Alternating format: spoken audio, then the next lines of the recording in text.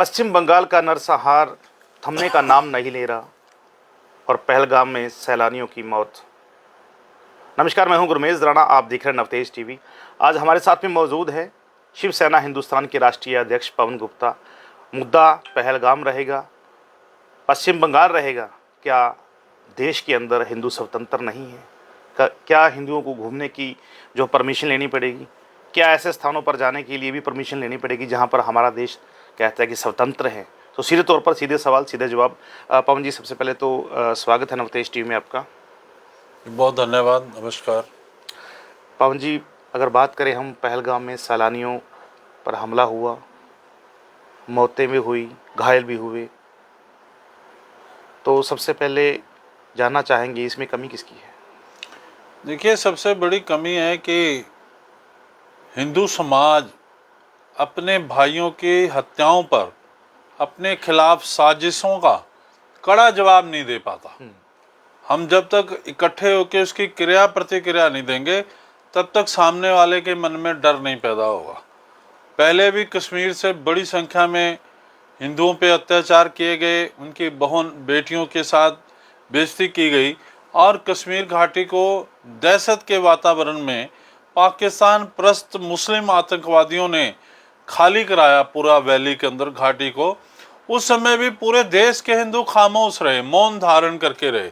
उन्होंने कोई प्रतिक्रिया नहीं दी कि वैली के अंदर हिंदुओं के साथ जो अन्याय हुआ है उसके लिए पूरे हिंदुस्तान के हिंदू एकजुट होकर के विरोध करेंगे और विरोध की प्रतिक्रिया तीखी होगी।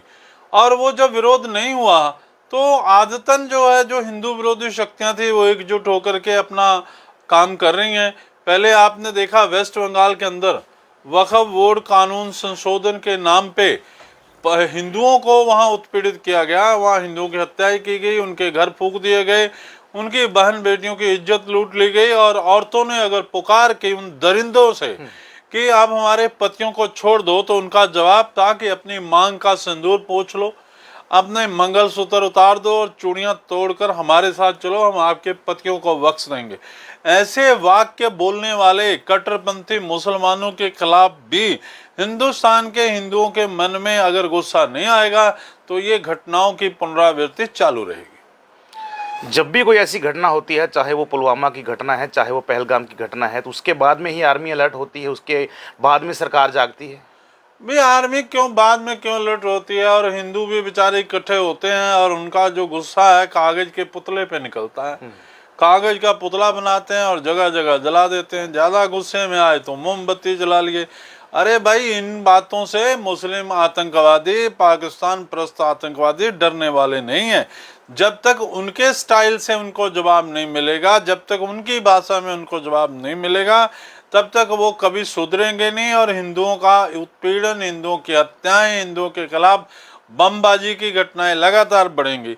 मैं तो सरकार से कहना चाहता हूं कि जिन मुस्लिम कट्टरपंथी पाकिस्तानी आतंकवादियों को पकड़ा हुआ है, जेलों में ठूसा हुआ है और उन्हें मेहमान नवाजी की जा रही है, अगर 26 हिंदू यात्री मारे गए हैं तो 26 आतंकवादियों को लाइन में खड़ा करके गोली मार देनी चाहिए, ताकि मुस्लिम कट्टरपंथी पाकिस्तानी आतंकवादियों को इसका बात का एहसास रहे कि अगर एक भी हिंदुस्तानी नागरिक को, हिंदू को छुआ गया तो उसके अंजाम निकलेंगे कि उनकी कतार के साथियों को भी गोलियों से भूना जाएगा। बात करें हिंदुत्व की, बातें बहुत की जाती हैं, नेताओं की तरफ से भी बोला जाता है कि हिंदुस्तान हमारा, हिंदुत्व लाएंगे, लेकिन हिंदू समाज किस तरफ है? देखो, मैं एक बात कहना चाहता हूँ आपके चैनल के माध्यम से। पिछले दिनों में मैंने उठाया कि प्रयागराज में कुंभ लगा, कहा गया कि 70 करोड़, 80 करोड़, 90 करोड़ हिंदू आ गए, बड़े बड़े महामंडलेश्वर आए, बड़े बड़े अखाड़ा परिषद के आचार्य आए, प्रधान आचार्य आए, हमारे 4 शंकराचार्य गए। 4 कहते हैं, वैसे तो 16-20 शंकराचार्य हैं। अब ये शंकराचार्य वेस्ट बंगाल क्यों नहीं जाते?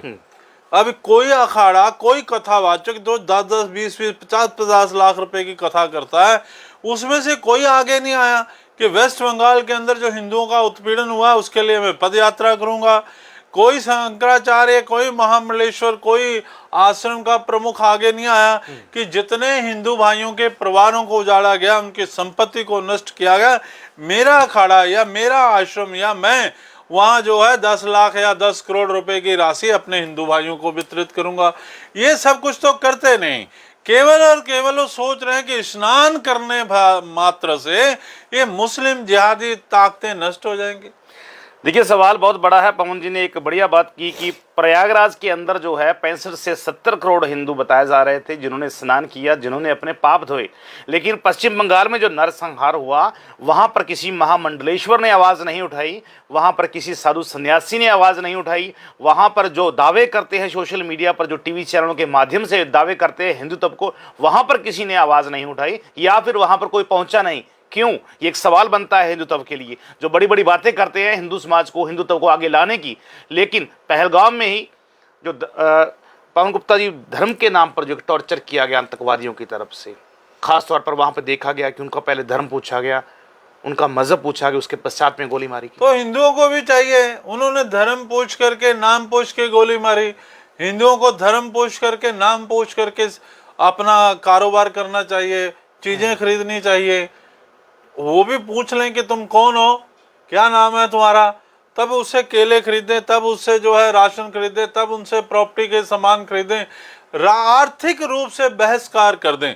अभी दिखावे के लिए घाटी के अंदर प्रदर्शन हुआ, वहां प्रदर्शन हुआ, यहाँ प्रदर्शन हुआ, साथ एक वीडियो आ गई वैली के अंदर लाल चौक से कि वो जो है ऐसे पत्रकारों का घेराव कर रहे हैं, उनको गालियां निकाल रहे हैं जो राष्ट्रवादी पत्रकार थे, राष्ट्रवादी चैनल से संबंधित थे।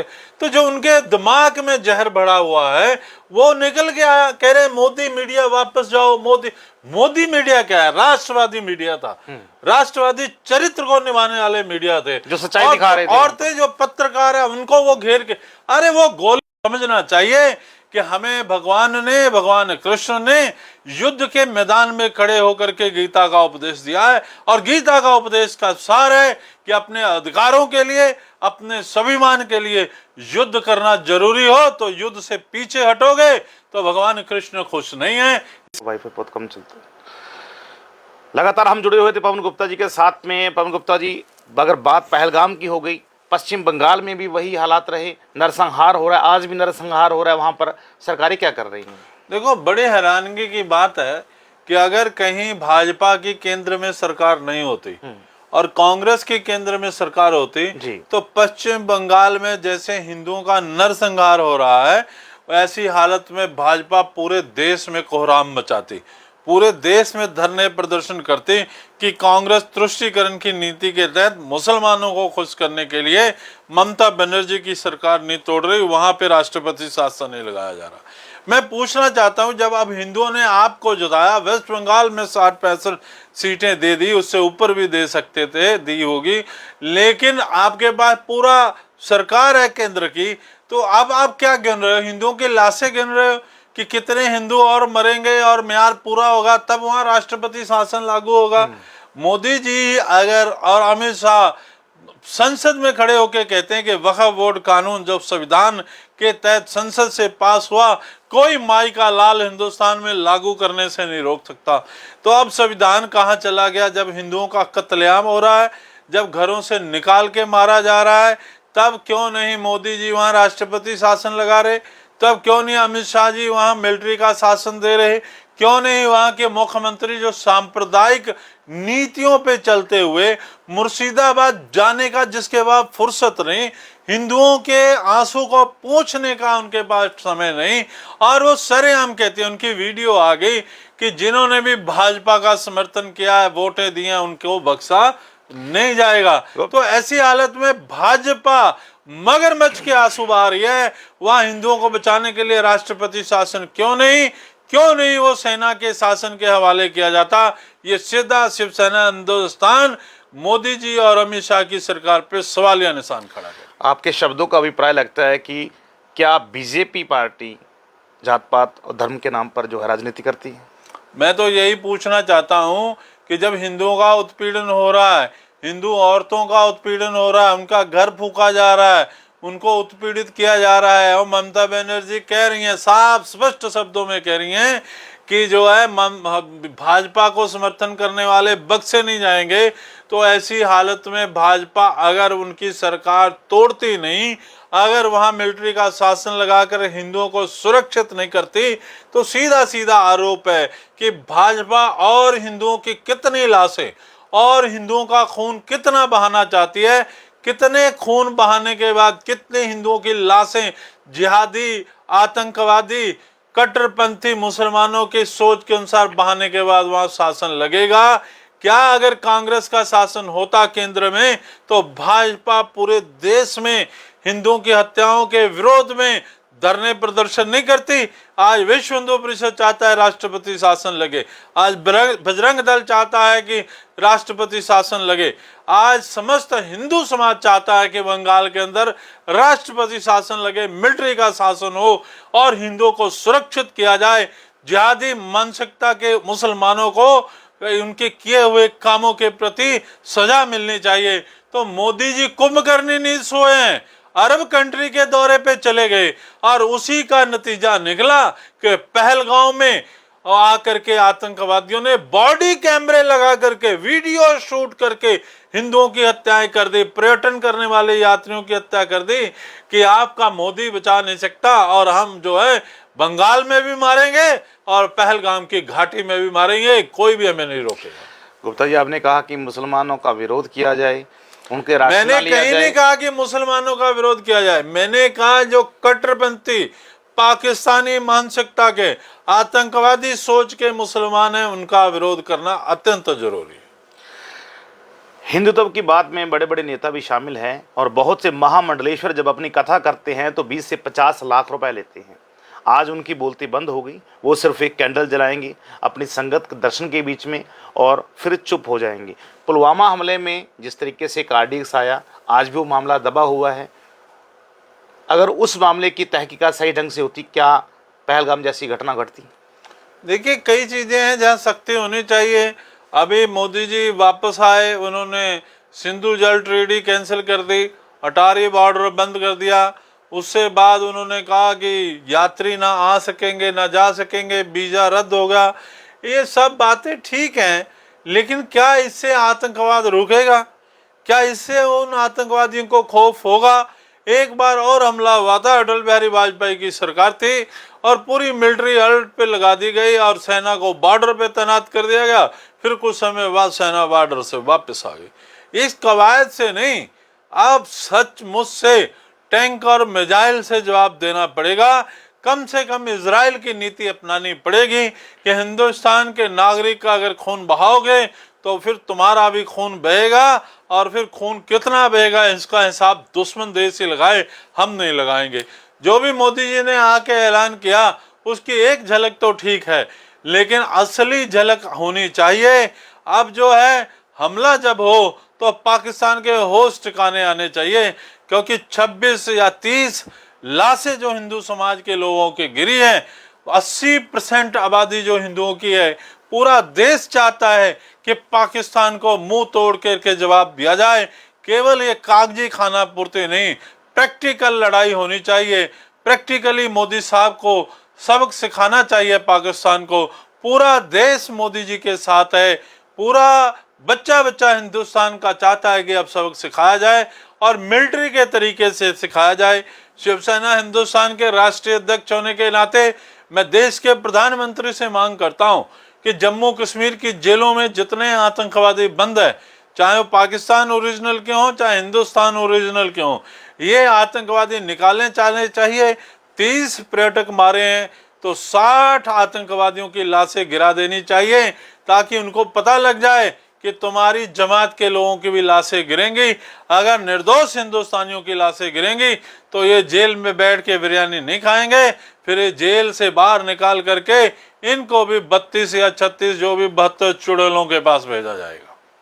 आप युद्ध चाहते हैं?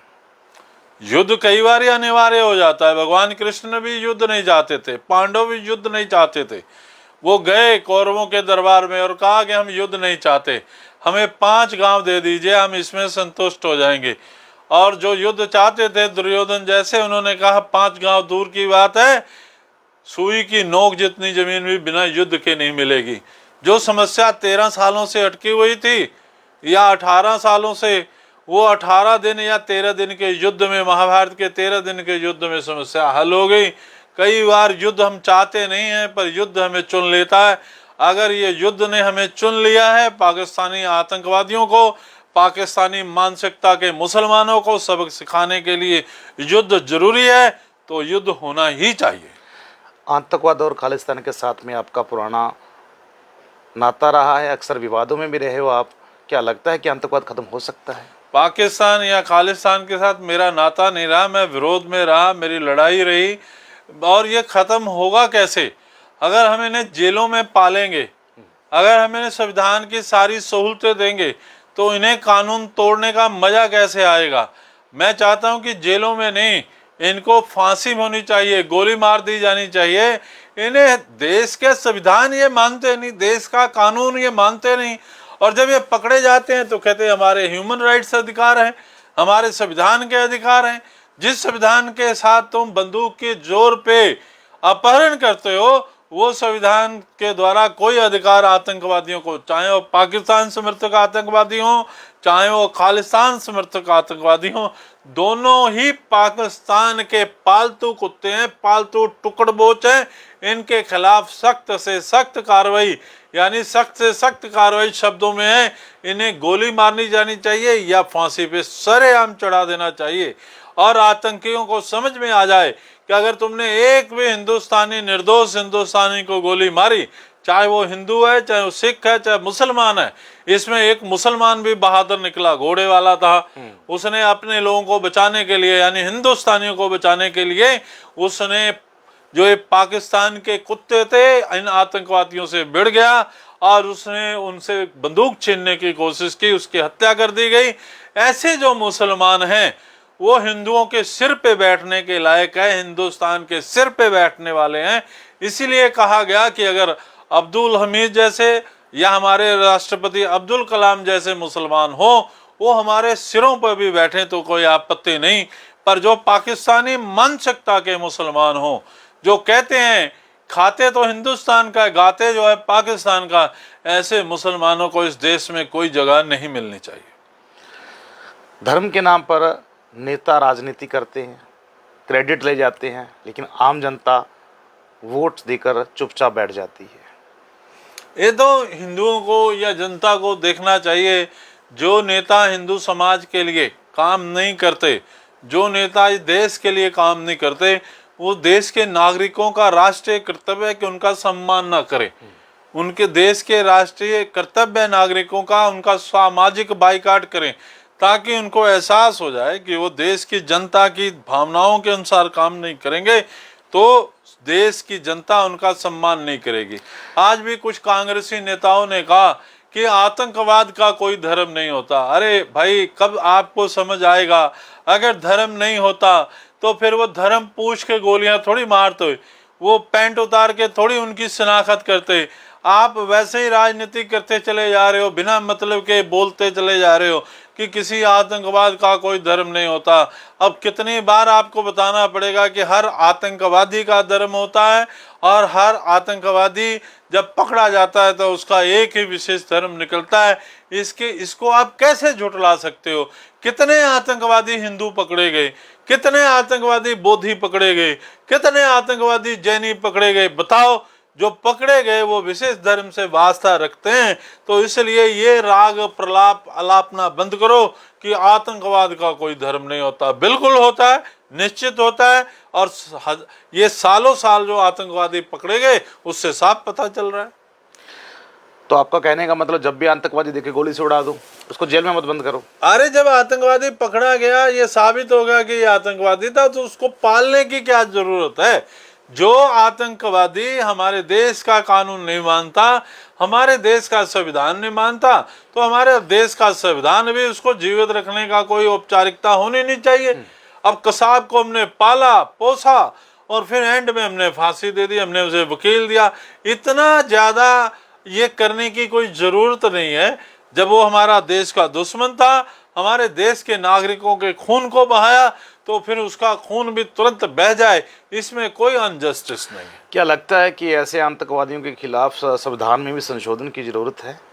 हाँ बिल्कुल, अगर कहीं जरूरत है तो करना चाहिए कि अगर जो देश के कानून के खिलाफ बंदूक उठा रहा है, देश के संविधान को अपहरण करने की कोशिश कर रहा है और देश के आम निर्दोष नागरिकों को गोलियों से भून रहा है, फिर उसके ऊपर मुकदमे नहीं चलने चाहिए, फिर जेल में रख करके उसके ऊपर ताकत जाया नहीं करनी चाहिए। बस हिंदुस्तान की एक गोली ही उसके लिए पर्याप्त है, यही उसके लिए इंसाफ है। दोस्तों, पहलगाम की घटना ने पूरे देश में एक शोक की लहर जो देखने को मिली है, लेकिन अब हिंदुओं को जागना होगा। जैसे कि पवन गुप्ता जी ने कहा कि आतंकवादियों को गोली मार देनी चाहिए, उनको पालना नहीं चाहिए। ये कसाब का उदाहरण है एक बिल्कुल। पुलवामा जैसे हमले होते हैं लेकिन सरकारें कुछ भी नहीं कर पाती, हमारा प्रशासन कुछ नहीं कर पाता, हमारी आर्मी सिर्फ आदेश का इंतज़ार करती रहती है। क्या आने वाले समय में विश्व युद्ध की तैयारी चल रही है? जिस तरह से जो हालात देश के बॉर्डर पर बने हुए हैं पाकिस्तान के साथ में, हाई अलर्ट पर जो है तीनों सेना हो चुकी हैं, क्या वाकई में विश्व युद्ध हो सकता है? क्योंकि तैयारी चल रही है। पवन जी से एक आखिरी सवाल, पवन जी, आतंकवाद कैसे खत्म होगा? आतंकवाद एक ही चीज से खत्म होगा, जब हमारी सरकारें जाति से, धर्म से ऊपर उठ करके संविधान के दायरे से चलेंगी और उसमें ये निश्चित कर दिया जाएगा भी कोई भी जाति हो, कोई भी धर्म हो, जो संविधान को चुनौती देगा, जो संविधान के खिलाफ बंदूक उठा लेगा, जो कानून को तोड़ने के लिए बंदूक का प्रयोग करेगा, जो बम और बंदूकों से हमारे नागरिकों की हत्या करेगा, उसके लिए कोई कोर्ट नहीं होगी, कोई कचहरी नहीं होगी, केवल और केवल गोली का जवाब गोली होगा। तो जो बंदूक उठाएगा वो सोच के उठाएगा कि इसके बाद फिर उसे केस लड़ने के लिए वकील नहीं, केवल उसका जो है संहार करने के लिए भारतीय सेना के जवान होंगे, भारतीय सुरक्षा बल के जवान होंगे। फिर कोई ह्यूमन राइट्स नहीं होगा, कोई अधिकारों की बात नहीं होगी। जो लोग गोली उठाएंगे, जो बंदूक उठाएंगे, जो हिंदुस्तान के नागरिकों की हत्या करेंगे, जो मिलिट्री फोर्सेस पे गोली बरसाएंगे, जो बम और बंदूकों का इस्तेमाल करेंगे, उनके खिलाफ केवल और केवल गोली का इस्तेमाल ही हिंदुस्तान की सुरक्षा बल करे। एक भी आतंकवादी नहीं बचेगा और कहीं भी किसी जाति विशेष में वोट बैंक नहीं तलाशा जाना चाहिए। बड़ी दुख की बात है कि हमारे देश में राष्ट्रवादी सरकार हो, हिंदू समाज के द्वारा बड़ी संख्या में वोट देकर के चुनी हुई सरकार हो और वेस्ट बंगाल के अंदर वक्फ बोर्ड कानून संशोधन के विरोध के नाम पे हिंदुओं की दुकानें जला दी जाएं, हिंदुओं के मकान जला दिए जाएं, हिंदुओं के जो सामूहिक हमले हों, उनकी औरतों का बलात्कार हो। मैं पूछना चाहता हूं इस देश की सरकार से, क्या हिंदुओं ने संसद में कानून पास किया? देश की संसद ने पास किया, देश के निर्वाचित सांसद प्रतिनिधियों ने पास किया, तो उसकी सजा हिंदुओं को क्यों? अगर हिंदुओं को सजा मिलेगी, हिंदुओं पे गुस्सा निकालने के लिए बहाने ढूंढे जाएंगे, तो मेरी सीधी अपील है हिंदू समाज से भी कि आप भी इकट्ठे होइए, आप भी एकता कायम कीजिए और इस प्रकार की जो बातें हैं, इस प्रकार के जो हिंसा है, उसका जवाब देने के लिए हमें भी सोचना पड़ेगा। हम कब तक बर्दाश्त करेंगे? कभी रामनवमी की शोभा यात्रा पे पथराव, कभी हनुमान जी की जयंती पे पथराव, कभी वेस्ट बंगाल में हमारा उत्पीड़न, कभी पुलवामा में और कभी पहलगाम में हमारी हत्याएं कर दी जा रही है। अगर हम घूमने जा रहे हैं, सुकून के 2 पल गुजार रहे हैं, तो हमारी हत्याएं की जा रही हैं।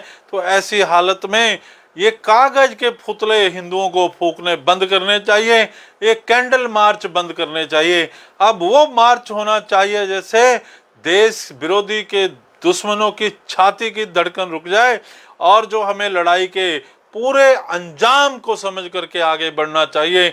मैंने जैसे कहा, कई बार युद्ध हम चाहते नहीं पर युद्ध हमें चुन लेता है। ऐसी हालत में युद्ध अनिवार्य है अपने अस्तित्व को बचाने के लिए। अब जो कहा कि भारतीय सेना भी अलर्ट हो गई, पाकिस्तान की भी सेना अलर्ट हो गई, इससे काम नहीं चलेगा। इजराइल में घुस करके उन्होंने कुछ नागरिकों को क्षतिपूर्ति की थी, नागरिकों का संहार किया था। इजराइल ने अगले दिन ही उनकी सीमाओं में घुस करके उनका जवाब देना शुरू कर दिया था। अब ये सूचनाएं आदान प्रदान, अलर्ट और अलर्ट पे, ये बात कुछ हमें हजम नहीं हो रही। चलिए, बिल्कुल अब विचार विमर्श करने की ज़रूरत नहीं है, अब है फैसले की घड़ी। हमारे साथ में मौजूद थे शिवसेना हिंदुस्तान के राष्ट्रीय अध्यक्ष श्री पवन गुप्ता जी, जिन्होंने कहा कि हिंदुओं को जागने की ज़रूरत है। अगर 65 से 70 करोड़ प्रयागराज के अंदर डुबकी लगाने जा सकते हैं तो वो जागरूक भी हो सकते हैं। एकजुट होना पड़ेगा, एकजुटता ज़रूरी है और पाकिस्तान को इसका जवाब देना पड़ेगा जो हमारी मौजूदा सरकार है। तो फिलहाल ऐसे ही बने रहें, देखते रहें नवतेज टीवी, भरोसा सच का।